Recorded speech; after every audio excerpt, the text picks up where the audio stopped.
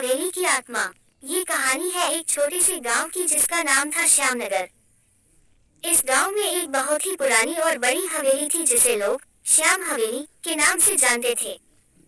हवेली की खूबसूरती के पीछे एक भयानक रहस्य था। लोग कहते थे कि वहां एक आत्मा का वास था।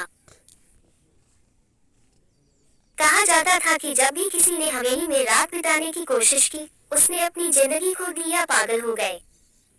गांव वालों का मानना था कि श्याम हवेली में एक पुरानी रानी की आत्मा भटकती है, जिसने उस जगह पर किसी अनजान कारण से अपनी जान दे दी थी।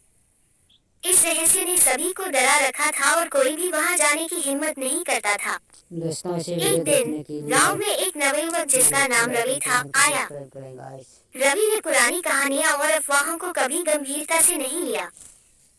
जब उसने श्याम हवेली के बारे में सुना तो उसने सोचा कि यह सब झूठ है और उसने निर्णय लिया कि वो उस हवेली में एक रात बिताकर गांव वालों को साबित करेगा कि यह सब सिर्फ कहानियां हैं। गांव के बुजुर्गों ने उसे समझाने की कोशिश की, लेकिन रवि ने उनकी बातों को नजरअंदाज कर दिया। एक शाम रवि अपने कुछ जरूरी सामान लेकर हवेली के लिए निकल पड़ा।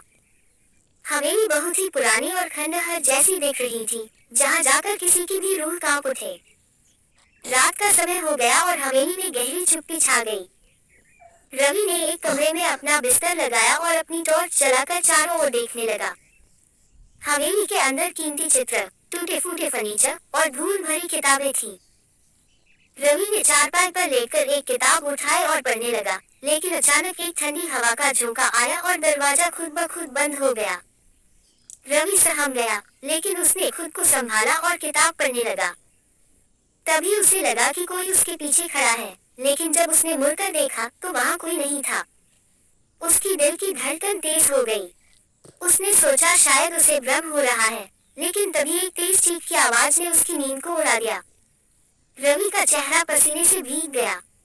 उसने देखा कि कमरे का दरवाजा खुल चुका था और अंधेरे में से कोई सफेद लिबास पहने हुए एक महिला की परछाई दिख रही थी।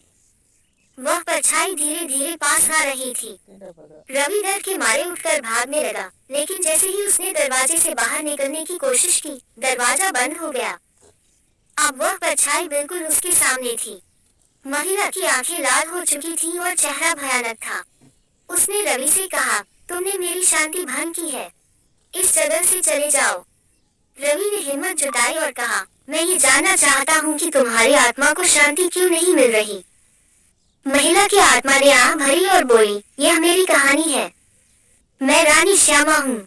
मेरे पति ने मुझे यहाँ बंद कर दिया था और मैं भूख और प्यास से मर गई थी। मेरी आत्मा को शांति नहीं मिली क्योंकि मेरा अंतिम संस्कार नहीं किया गया। रवि ने वादा किया कि वह उसकी आत्मा को शांति दिलाने के लिए उसका अंतिम संस्कार पूरे विधि विधान से करेगा। महिला की आत्मा ने उसकी बात मानी और गायब हो गई। अगली सुबह रवि ने गांव वालों को सब कुछ बताया और सभी ने मिलकर रानी श्यामा का अंतिम संस्कार किया। उस रात के बाद कोई भी भूतिया घटना नहीं घटी और हवेली अब एक शांतिपूर्ण जगह बन गई। रवि की बहादुरी से गांव वालों ने उसे सम्मानित किया और श्याम हवेली अब गांव का एक महत्वपूर्ण हिस्सा बन गई, जहां लोग बिना डर के जाया करते थे। इस प्रकार रवि ने अपनी हिम्मत और समझदारी से न केवल अपने डर को हराया, बल्कि एक निर्दोष आत्मा को भी शांति दिलाई। ये कहानी हमें सिखाती है कि हमें सबसे बड़ी चुनौतियों का सामना बहादुरी और बुद्धिमानी से करना चाहिए।